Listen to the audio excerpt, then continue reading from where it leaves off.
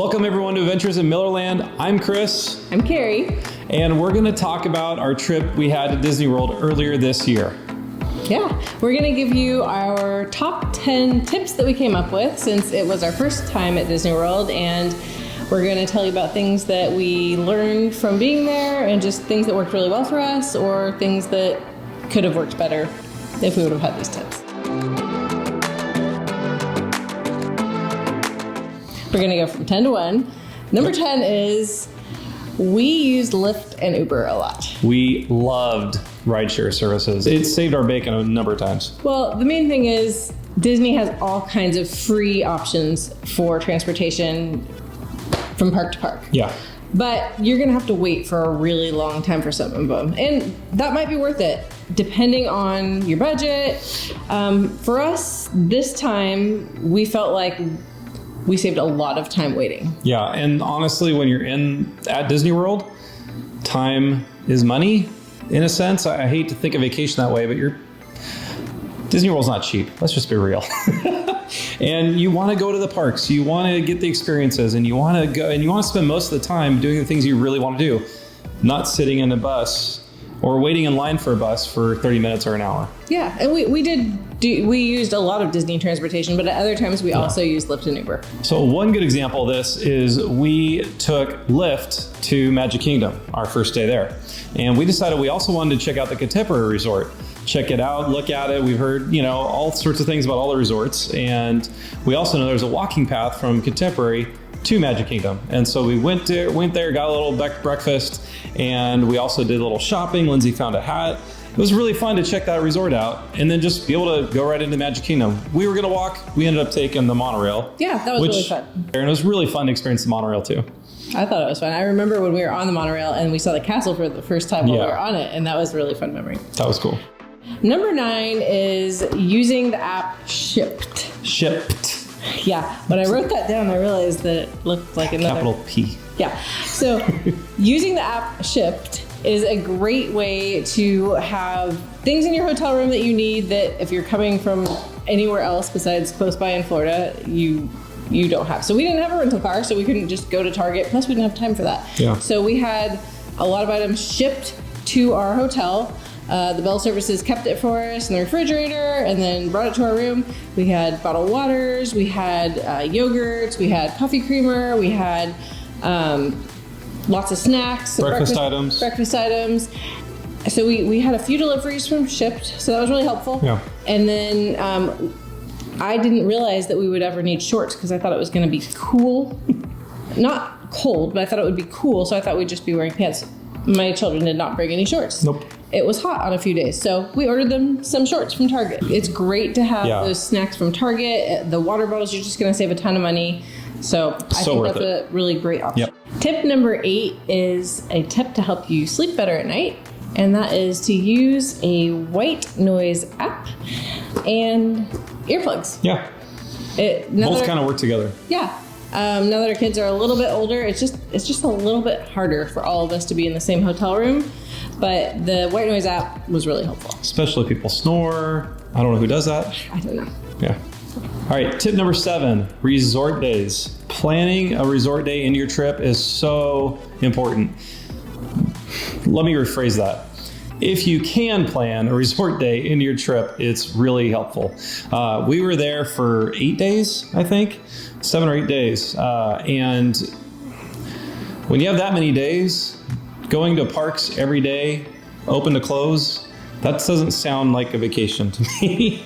That's one thing with Disney is I've always felt exhausted afterwards. But even though this Disney trip was longer than when we usually go to Disneyland and I feel exhausted, I did not feel exhausted afterwards. Yeah. We planned one resort day, and we took time on other days to enjoy our resort, which is something we have not really done before, and it was wonderful because Disney has amazing resorts. Yeah, and we left a little earlier than we planned, and we just went back and enjoyed our resort, whether it was the food, the pool. We went to Disney Springs that night. It was really nice to be able to do that. Yeah. It's a great way to take a break from all the crazy energy that happens at the parks. Yeah. So tip number 6 is also about resorts. And tip number 6 is to know your priorities when you choose your resort. Yeah. Yeah, we had some friends that went recently, and they chose their resort. I think it was Art of Animation, the family suite, because there was going to be like 6 of them. And it's really hard to fit 6 people in a standard hotel room at most Disney resorts. So that made a lot of sense for them. And it was also on the Skyliner route, so that worked out great for them. For us, we wanted something that was really close to the parks. And we ended up being able to get something within walking distance of 2 parks because of an amazing discount Disney offered at the time we were going. Yeah, the pool was really important to our kids. The water slide's really important to our kids. So for us, the yacht club was a great choice. I mean, all of the resorts have different aspects and themes, and so just knowing where they're located and what they offer, I think is great as you're booking it. So not just looking at price, but looking at lots of different things that have to do with your priorities. Yeah, and if you're a regular Disneyland goer like we are, look at a map of the whole property so you know where your resort's at compared to where the parks are, just so you know how long it might take to get to a park from your resort. Yeah, so since we're so used to going to Disneyland, Disney World is so much bigger. More spread out.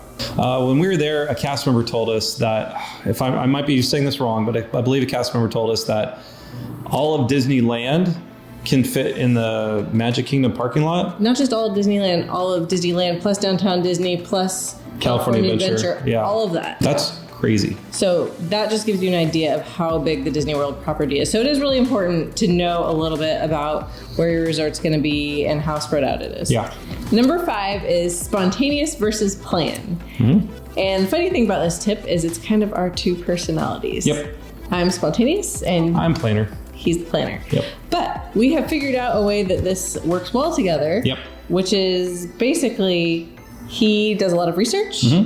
And I just want to show up and have fun. But since he's done the research, it's not an itinerary. It's just knowing what the options are. Yeah. I don't like the idea of going somewhere where we're spending a lot of money to go do something and not know all the great options that exist. I don't want to show up and then find out we missed out on something just because I didn't do a little bit of research ahead of time. In my case, I'm an over planner, so it would be a lot of research. Yeah. And honestly, I kind of like, it's kind of part of the fun for me in getting ready for a trip. Yeah. So kind of having a little bit of both is basically our tip, which is knowing what you're getting into, knowing the options, but not having an itinerary where you have to be really strict and follow all of the numbered items to get done. So we need to, I love having a list of options so we know things, and then making a priority out of those lists. So what are the most important things we want to experience or eat or do while we're there? And Tip number 4 is to be aware of the kinds of reservations you might need and also what the parks have to offer as far as virtual queues. We were really surprised at how many people we ran into that didn't know anything about getting into the virtual queue. Some people are planners, some people aren't. In the case of that Disney, would have been me if I wasn't with you. Yeah. I would have had no idea. But in the case of Disney World, you need to plan a little bit. Yeah. And the same with the reservations, because the restaurants, they fill up really fast, and you have to get those reservations months ahead of time. So doing some research into which restaurants you want to go to. Again, I'm not the researcher or planner, but I appreciate what Chris does to give us options, and then he brings me in and gives me the options, and I let him know which ones I think I want to go to. Yeah. We don't keep all the reservations, though. We make a lot of reservations, and then as it gets closer and we actually see what's happening, we, at least 24 hours ahead of time, we cancel some of our reservations. Yeah, and don't forget to do that 24 hours beforehand. Otherwise, you'll lose $10 per person that you have a reservation for. Kind of similar to this. Number 3? Number 3 is to research food options. And, I mean, there's so many amazing food options at Disney. Years ago, when we just went to Disneyland and we were on a much tighter budget, we would just pack our food with us and bring snacks for the kids. I remember one year we had a cooler backpack that you had, and you had all sorts of things in there for the girls, sandwiches. For us. Yeah. And that was at that point in our lives. Yeah. There's nothing wrong with that. No, I mean, that's the way we had to do it then. Yep. But I didn't even realize how great the food is at Disney. I mean, it is amazing food. You can try so many different things. And so it is good to know ahead of time what the options are. Yep. You have to really look around, and you have some favorite vlogs that you watch that have told you about them, right? Yeah, Disney Food Blog does an amazing job. DisneyFoodBlog.com. They do YouTube videos all the time that you can search all their videos if you're looking for certain snacks or food items at certain parks or at certain hotels. They have all of it. Food at Disneyland, I believe, is another one. For Disneyland, it's an Instagram account that does a really great job of updating when they have new food. Magic Journeys is another vlog sometimes I see that they highlight lots of new food at Disneyland Park. So, yeah. There's almost always a festival at Epcot. And there's tons of different food options that are really fun. There's small bites that you can try. And Disney Food Blog puts out a list, right? Yeah, the like maybe the first day, it's crazy. They go in, they have all staff. They try everything at like all the food booths. I don't know how they do it. That'd be heartburn city for me, but it would be a great heartburn. I think it would be a great job. Yeah, but they do a great job of it. And then like a couple of days later, they put out like a whole list of all the foods, the reviews of all the booths, what they liked, what they didn't like, what they think other people might like. But they do a good job of kind of giving you a good description of all the foods so you can make a decision for yourself. Speaking of festivals, if you have a chance to go to Epcot when there's a festival, definitely take the time to go. We had a whole day where we went to Epcot for Festival of the Arts, and we recorded a lot of it, but we didn't make a vlog about it because it was just us eating food all day. I don't want to see that. Well, we'll show you some. We'll show you some pictures and videos of the clips of the food that we ate, and it was amazing. Oh. Mmm. Is it good? It tastes like Hawaii. Oh boy. Seriously. Oh my gosh. Wow. It was so good. There were so many things you could try. And it was, and we didn't make any reservations for dining that day. So if you go during festival season, don't make a reservation at a restaurant. Just plan on eating food at festival booths all day. Well, actually, we did make a reservation, but then we canceled it because we thought about it and we thought there's all these food booths and we would rather go around the park, try all these different things instead of going to that restaurant. So we did cancel the reservation. Yep. Which leads to tip number 2, which is to be flexible. Yes. And there's lots of ways that you need to be flexible on these vacations. You're going with your kids. You never know how their moods are going to be. You're sleeping in a room together. Somebody's going to get grumpy. Well, the first full morning we were there, our first full day, the morning we woke up, we planned to go into Epcot late because it was a late opening at 11 a.m. And we had a little drama. Yeah. So I know it was hard for this guy because he was ready to go. I just want to go to the park, people. Wants to go, and I knew in my mind that if we didn't deal with the drama at that point, it was just going to not be a good day. Yeah. So we had a family meeting. We did. We talked it out. We hugged. I think we prayed together, and we reset our minds. We reminded each other why we were there, and then we left the hotel room, all of us laughing, having fun. But I know if we hadn't done that, it would have... I think that it can happen a lot where families are having a vacation together and then drama comes up. Yep. People get annoyed with each other and they just let it keep going and going and building. And so when those things happen on vacation, which they do for every family... Well, the reality is you're on vacation, but you're still together as a family. You don't necessarily take a vacation from the issues you'll deal with as a family. Yeah. And so you just got to take the time and make sure, like Carrie said, it's important that you stop, pause, reset, and do whatever you need to do as a family to help each other through that moment, realizing it's more important. The relationships we have with each other is more important than any plans that we make. Yeah. And so that goes along with the tip of being flexible, because I know for me, when I have a plan, I want it to go the way that I think it's going to go. And then I get really upset when things aren't going that way. But to stop and reset is just so helpful, and it can make everything better. Yeah. So that's just one example of being flexible, but there's lots of ways that you just want to keep yourself open to being flexible on your trip. Yep. Okay, tip number 1. Apparently most of our tips have to do with food. Yeah. We like food. I'm sorry. Yeah, I mean, the Disney food is so good. So we by the way, just pause. We love the rides. Like, we do. We love the rides, and we had so much fun on them And, you know, it'd be fun to kind of talk about our favorites at Disney World. But maybe that could be another vlog. Maybe. That's a good great idea. Okay. Maybe with the girls. Yeah. That'd be fun. So maybe look out for something like that. There's a little brainstorm. Yep.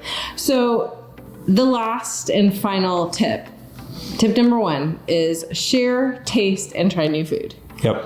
So Share.